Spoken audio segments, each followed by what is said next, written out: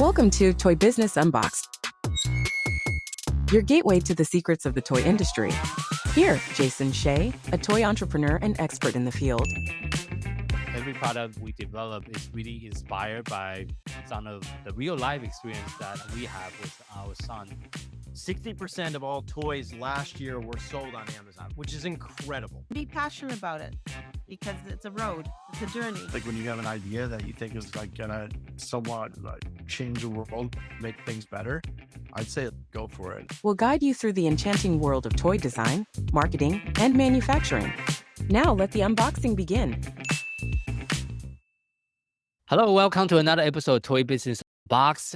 Today we have a special guest, Scott. He is an industry veteran and he have many different projects, and he's also an industry pioneer who blend technology, storytelling, and marketing to create unforgivable experiences for his customers. And Scott have also revolutionized the Squishland brand and also partnering with Gary Vee with some of the new toy line as well. And thank you so much for being on our show today, Scott. Thank you for having us. I wouldn't say I'm a pioneer. I'm more of a squishy pioneer more than anything else. What people know me as kind of Mr. Squishy. I love this industry and I really appreciate the intro and the opportunity to be on the podcast. Would you mind sharing, because I know you have a very diverse background. It's really hard to squeeze all that into a 30-second intro. So I really want to make sure I give you the opportunity to introduce yourself, talk about all the different projects that you're working on within the toys and game industry. Like any industry, it has an evolution. If you take the way back time machine, way back to the 90s, I was in virtual and augmented reality back then. Was innovating virtual reality arcade games, really big machines that went into Disney and Six Flags. But that evolution created something in me that I love to entertain. I love to get in front of people, whether through a visual media such as a virtual reality headset or video games on an app. And I really wanted to touch people's lives in different ways. And what better way than to take that evolution from video games to toys? And what's exciting about it is this evolution has had its pitfalls, like any industry. You start with these grand visions and you shrink them down. As I shrank these ideas down, they got better and better. And they became Squishland, and they became Vee Friend minis. They became all different brands that people will embrace. And what I realized is we can pack a lot of fun into a small little squish. I like the tagline. I like the tagline. That's really catchy as well. And you mentioned about a VR project that was way back. And besides the VR project, what other project that is very memorable that you have worked on as well your career? I struggled in school to pay attention. And I think it's hard. I think even this generation struggles in school to pay attention. We've got Facebook, we've got X, which was Twitter, we've got TikTok, we've got all these video games that give us instant gratification. And gosh, in school, it's not always instant gratification. You got to work for it. And I struggled with school. And so throughout my career, I decided to try to embrace some of these struggles and try to help people along their way. I created a company that really didn't do as well as I wanted to. I had high hopes for it. Failures lead to successes. That's how this works. And I love my failures. And the company was called Popar, Popar. Okay. The idea was we created books and puzzles and charts that would come to life. Imagine reading a book about dinosaurs. Yes. And you want to know more about the Tyrannosaurus Rex. There's two ways to do it. Right now, you could just go on Google, or you could go on ChatGPT and talk about Tyrannosaurus Rexes. But what I wanted to do is I wanted to bring that experience into the classroom or into the kids' rooms. And so you would take your cell phone and not a QR code, but virtual and augmented reality. You would scan that book with your phone and it would pick up objects on the page, produce them in 3D, and then you could interact with them in your room, in your environment. So you melded the world between digital and reality. And that was what we tried to do. And it created engagement with information. It created engagement with what we were trying to produce as information. So it was super exciting. I loved it. We went on QVC. We really tried to pitch it online. Spent about 5 or 6 years really pushing the narrative at the toy festivals and the toy shows. But the difficulty was this. Was it a toy or was it a book? Was it a toy or a puzzle? Was it a toy or a poster? And Okay. Okay. because I straddled that, it was really hard to find people who would embrace one or the other because I wanted to combine both the technologies. We went to book fairs and they were like, oh, it's too tech oriented. We went to toy fairs and they're like, oh, it's too publishing.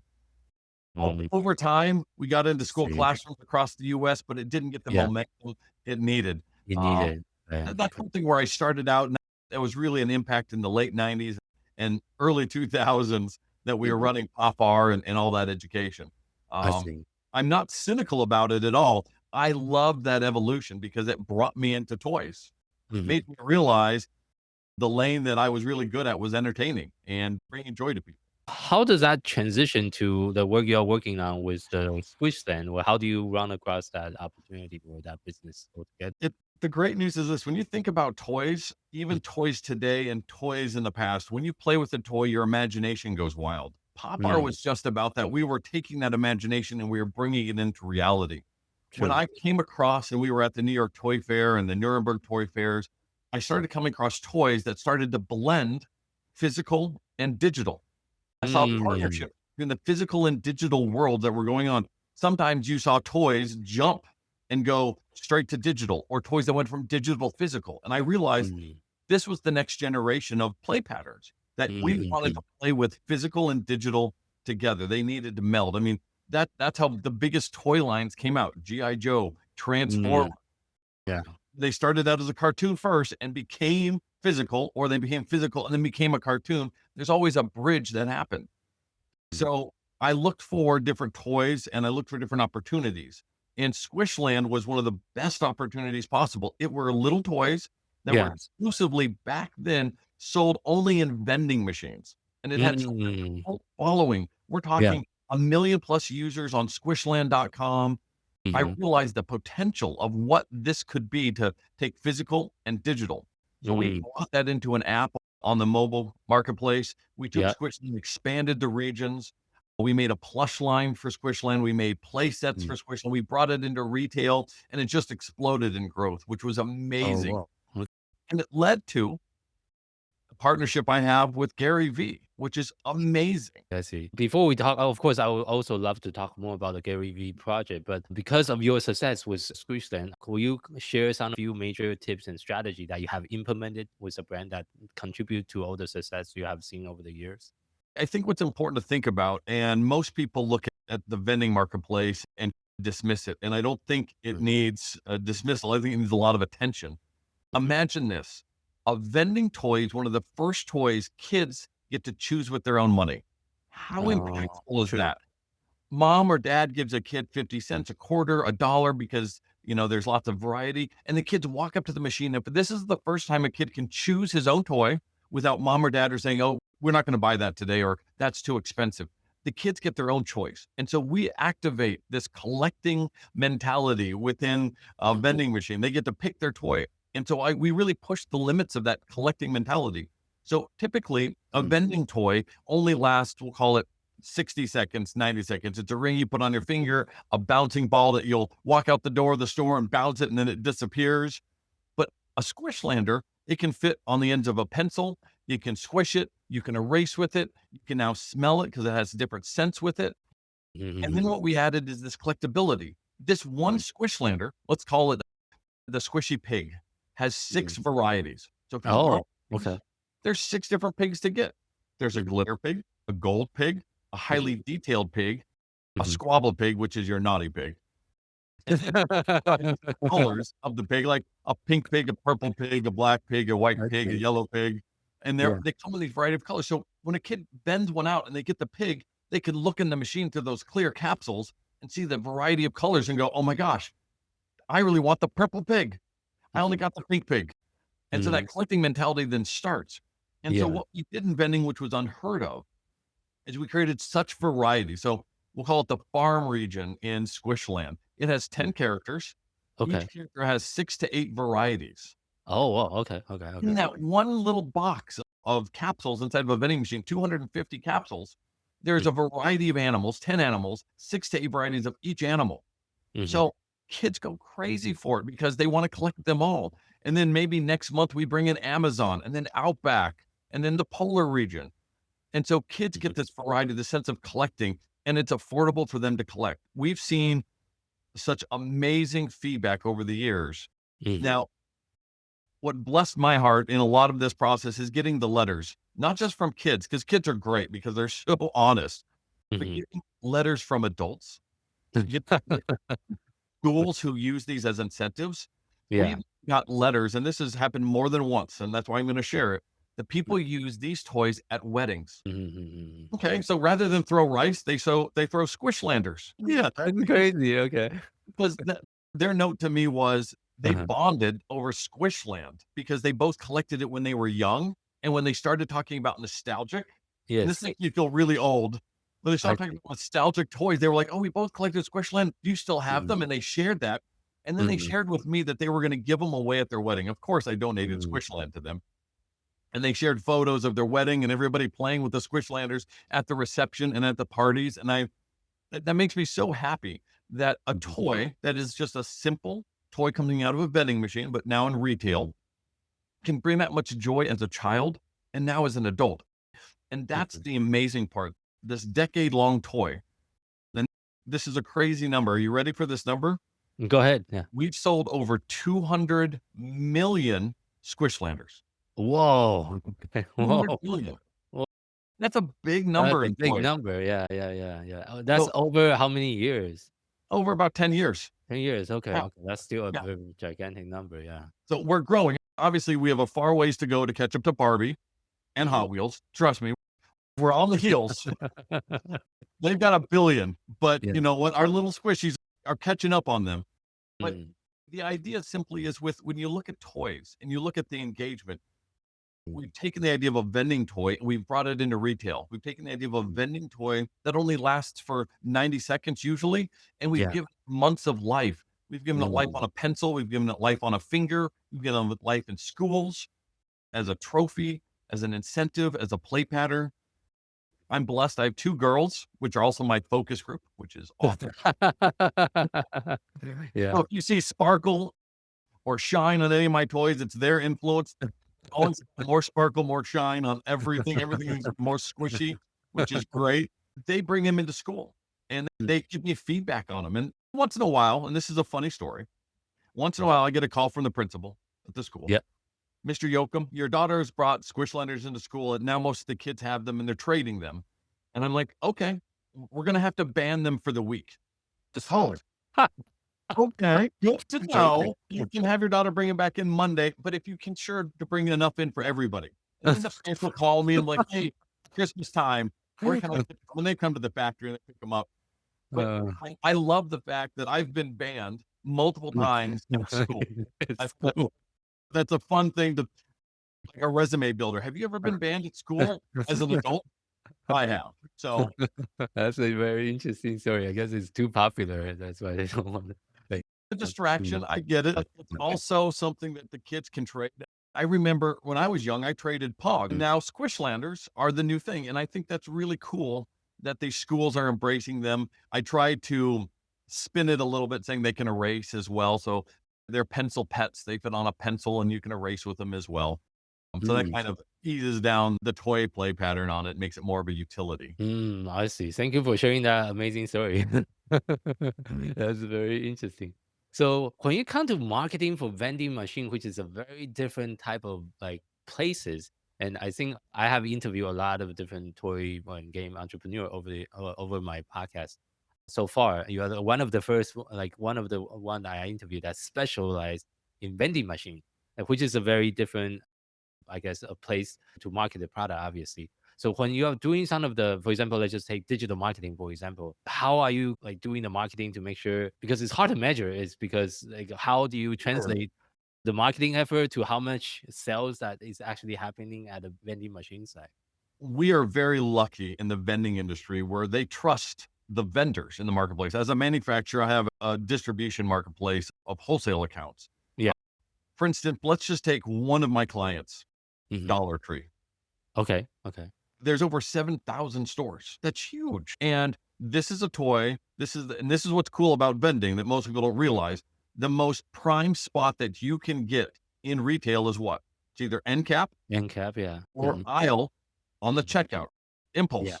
Yeah. I am the ultimate impulse. Why? You see me when you walk in, the vending machine is there, and you Mhm. see me while you're checking out. And I'm always going to be there.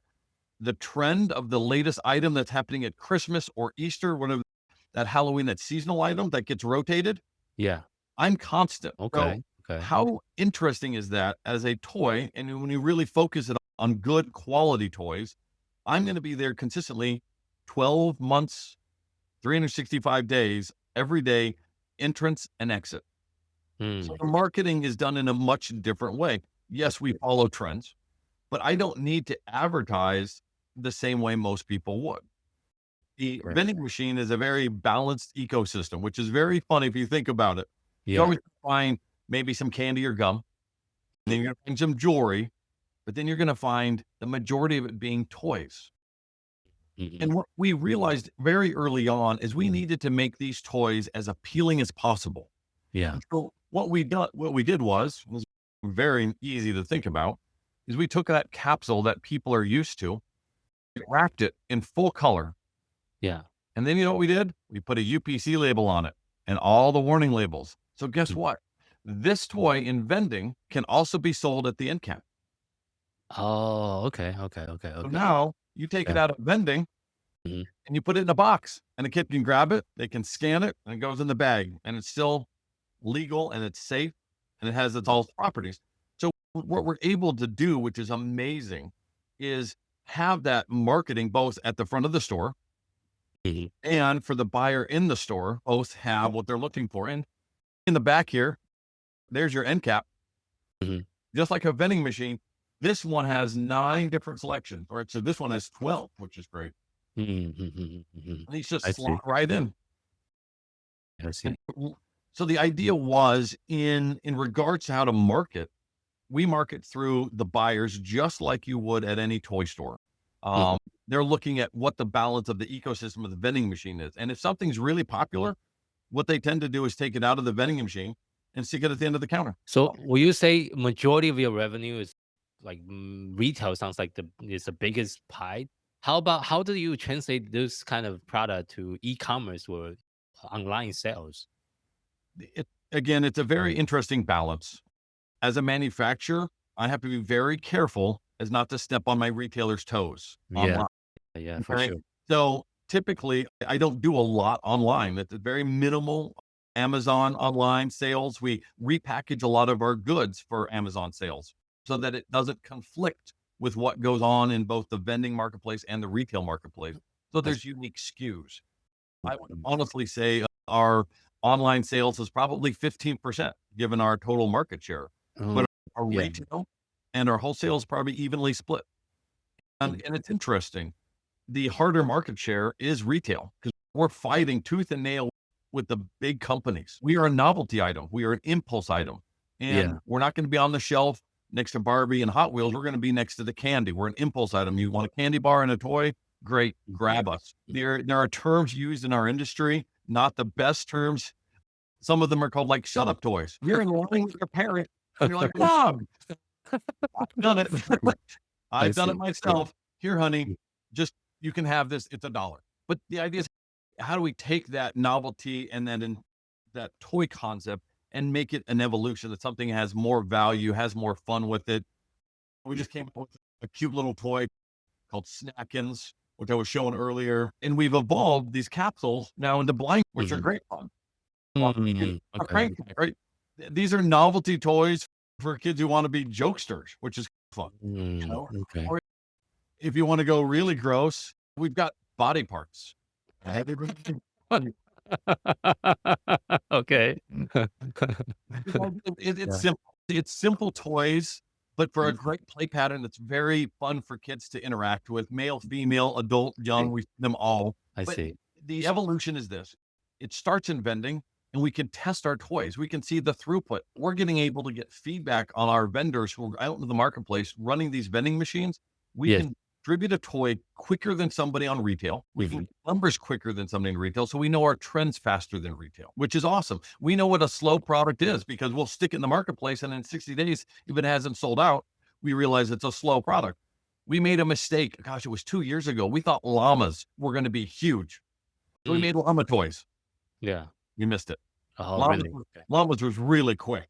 Was Mm. really quick. You miss the mark sometimes, and that's okay. Right Yeah. now, snacking is going to be cute because it's food, toys that are super squishy. It's super fun. But, and this is the evolution, like I talked about, the squishy play pattern, the miniature play pattern, whether it's going to be a dollhouse Yeah. or squishy animals, has always been there. The first, what did kids play with? Take the Wayback Machine even farther back. Dolls. Right? Yeah. It's just a miniature version of a human. These are miniature version of animals or cute food items that are made into characters. And so miniature is something that's part of our childhood. It's part of our DNA that we like to play with because we like to imagine us setting up a scene. And some people set scenes, some people play with the scene, some people reenact scenes, but miniatures is part of our life. And it's just how we interpret that miniature. We're on the trend the last decade for squishy. People love that squish, that slow rise, that play pattern, that tactile play pattern. It's not something you can get from a 3D printer. And that's the thing to think about. I can print things on my 3D printer. It's expensive, it takes time, but a squish, I can't print squish yet on a 3D printer. But I can only get that at retail right now. I see. I see. And since you mentioned about the collaboration with Gary Vee's toy line, I will also, as much as you can share, obviously, what inspired that project and what made that project unique? I love Gary Vee and his team, the inspiration of what he's created with his characters and what he's doing with the cartoons, his energy level. I fell in love with Vee Friends and the brand right off the bat. I went to a conference called VeeCon that happened about 3 years ago. Oh, And I looked up on the big monitors and I saw these beautiful characters and I went, these need to be toys. And I pursued it the best I could. I said, and who do I talk to? Obviously, I wanted to talk to Gary, but I had to go through the ranks, had to go through the process. Sure. And I found some very willing individuals. One gentleman and in personality, his name was Adam. And I'll be honest, he was open to embrace the idea and the concept and willing to give me his card. And so I'm just a customer. I'm just a participant and attendee, and I still get a card. And in all honesty, what was super exciting about that is that gave me an address, a home base. And what do I make for a living? Toys. So what do we start to send? Lots of toys. Lots of toys and lots of ideas.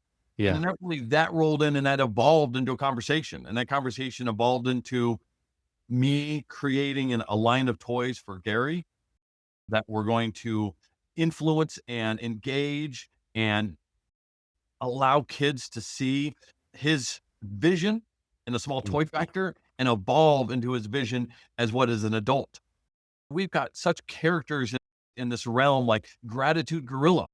Yes, kids love gorillas, but when they realize it's Gratitude Gorilla and what gratitude means, that gorilla even has more impact.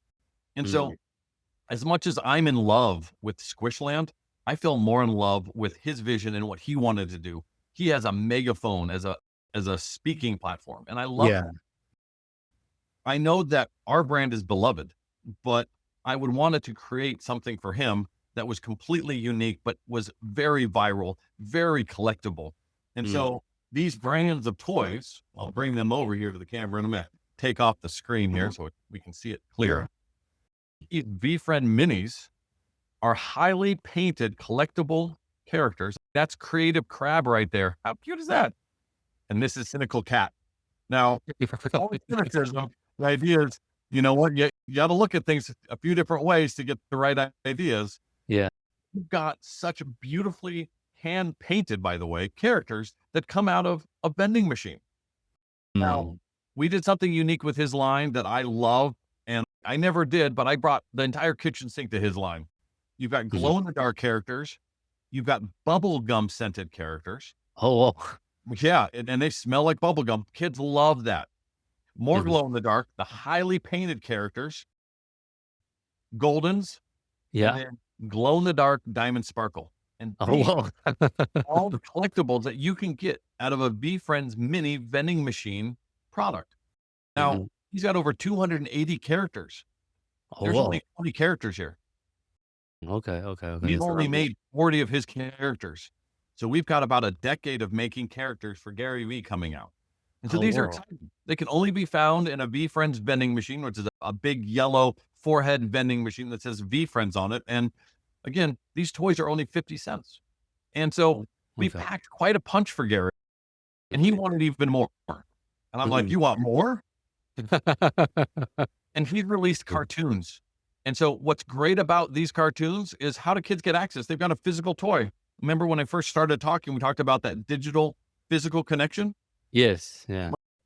He and I put a code paper, a QR code, flow code, Okay. inside each capsule. Oh, okay. Okay. And when you get a toy, you also get a link to his cartoon. Okay. Okay. So Yeah. melding that physical and that digital property together, bridging a gap, creating a digital frontier.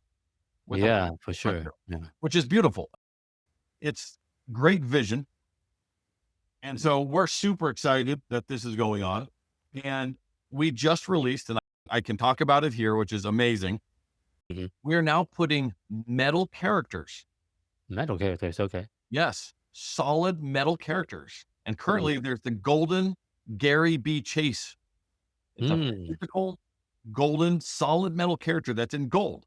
Not real gold, but gold plated and in a brass material Yeah. inside the machines. And if you find it, it's a huge Willy Wonka style chase. The golden Gary Vee, you find it, there's a code inside that character with that character that you can scan and register it for awesome prizes. So we're taking this idea of squishy characters and bringing it into the real world with real world fun, real world prizes, which is great. And the variety and collectability has never been seen before in vending. Glow in the darks, bubblegum scented, highly painted, glitter, and metal characters. Nothing's ever been done like this. And I could only do it with the vision of Gary and his willingness to push the limits of what people can have as an opportunity to get out of a vending toy. That's all. Let's imagine. Oh, I think I just lost Scott here. You can try to rejoin Scott. We'll make sure we edit it in the post-production. See. Oops. Okay, welcome back. We'll make sure we edit that out. Sorry for the technical difficulty. For everybody who was live streaming, that was your permission to go get snacks. Yeah, don't worry. We'll also edit it out for the actual pub. So you're mentioning about the project. It sounds like there's a lot of different additional toy line that you'll be collaborating with Gary Vee, and it's going to happen for years. It's so exciting to embrace someone who has that long of a vision, who's in it for the long game, who's not just a one and done type of toy line. It's super exciting for us. We've embraced it wholeheartedly here at the firm because we really believe in it. We love seeing the joy in kids' faces. And then on top of it, Gary's impact with his storytelling and his ability to understand that these animals and these characters have much more meaning than just the toy play factor. And I think when we look at the age group, most vending toys are your age grouping between 4 and 11. His spot for introducing people to Vee Friends is right there. We're right in his market, which is fantastic. And so it's a good intro to Vee Friends and his toy line. And I think it's a great introduction and a rollout for what he's gotten. We're excited by it. My kids love the toys. Yeah, the quality look amazing. Yeah. The paint quality on these are amazing, that you can get these out of a vending machine for 50 cents. That's unheard of in our marketplace. And you and I briefly, before we went online, we're talking about some of the challenges that are coming, whether it be the challenges of higher cost of labor, whether it be the challenges of tariffs that might be on the horizon. All of these have to be embraced, and there are different ways to handle this. And the good news, not really the good news, I don't want to be a cynical cat on this, but the good news on this is we dealt with a lot of this during COVID. So this is going to be nothing new. This is round 2, round 3 for a lot of us toy manufacturers. We just have to figure out the way to embrace it. And there's multiple avenues. Vending, I think, it has the most difficult route of them all. And the reason for that is we're at a fixed price, whereas retail can raise the price. Vending can't. 50 cents is 50 cents. I can't go, oh, it's now 55 cents. No. So I have to either eat the cost and hopefully those tariffs will come down or the labor will navigate in a different way, or I find a more creative way to manufacture toys. The worst thing I could do is lower the quality. And so Yeah. I try to do everything but that. I think that's the last choice I have for a lot of things. I'll eat cost to keep the value and the quality high for what we do, because we're known in the industry. The company that we manufacture, we're known in the industry of high quality toys. So I can't lower my standards. Right? We'll take an adage, poke it at a car Is it manufacturer. still really selling at 50 cents? Because that's incredibly low for the quality of the toy that you have. Because if I go buy one of those, I don't know, have you Yes. bought one of those Japanese capsule toys? Those Absolutely. cost a few dollars each. Yes. So, And we are one of the highest quality, lowest cost toys. There's definitely a matrix that happens here. But this is, again, I understand that a kid gets a chance to use his own money. Maybe he saved it up. Maybe he got it for good grades. Maybe mom and dad gave it to him in line. But this is a kid's chance to buy his own toy. And if I give the opportunity for them to buy two, we get more. And that's why I think we've reached that number of 200 million. That's an incredible number to think about in True. toys of any toy line. If you go and search, and it'd be a fun graphic to pull up, the most popular toys and their sales over the last few years. And though we are not a Barbie or a Hot Wheels, they are a little bit over 1 billion. We're there. We're in a very high number, the 200 million mark, and we're going strong. This is not slowing down. I see. Thank you for sharing and being very transparent with some of the challenges that you're facing and how you're planning to overcome them. And as well, wrapping up today's interview for the podcast, if you have to share one piece of advice with someone that's getting started in the toys and games industry, what would that be? Build a passionate groundswell of people who love your toys. Doesn't matter if it's 5, doesn't matter if it's 10, but find people who love your toys. Find super customers and listen to them, because they're going to grow your brand. You don't need millions of followers, though it helps. But finding passionate people who love your brand, embrace them, bring them close, give them swag, t-shirts, plush, free toys, remember their birthday. Build up the groundswell of your audience from the super collectors that you've got. They are the closest people to the team that you're going to build your brand with. So if you're building something, find those super collectors and really embrace them. Make them feel super special, because they're going to help you grow your brand too. Yeah, that's a wonderful piece of advice.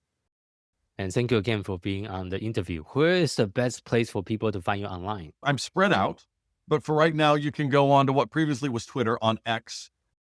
My name is Scott Jochim, ScottJochim. But most people know me as Mr. Squishy, and that's Mr. Squishy. So please join me either on Twitter. You can find me obviously on LinkedIn and some other accounts, but Twitter and X is where my platform is for one of my toys and designs and creativity. Yeah, we'll make sure we include that in the show note as well, so people can find you. And for our listeners, thank you again for tuning in to this episode of Toy Business Unboxed podcast. We really hope you have enjoyed the conversation and find it insightful and inspiring. If you like what you have heard, make sure to subscribe to our podcast on your favorite platform so you never miss an episode. We really appreciate your support and would love it if you can leave us a review and share the podcast with your friend and colleague. For more resource tips and the latest update within the toys and game industry, visit our website at toy-launch.com, join the conversation, and connect with us on social media using hashtag Toy Business Unboxed. We'd love to hear your feedback and also suggestion for future episode. Until next time, keep innovating, keep creating, and keep bringing joy to toys. This is Jason Shea signing off on the Toy Business Unboxed podcast. We'll see you in the next episode. Thank you so much, everyone.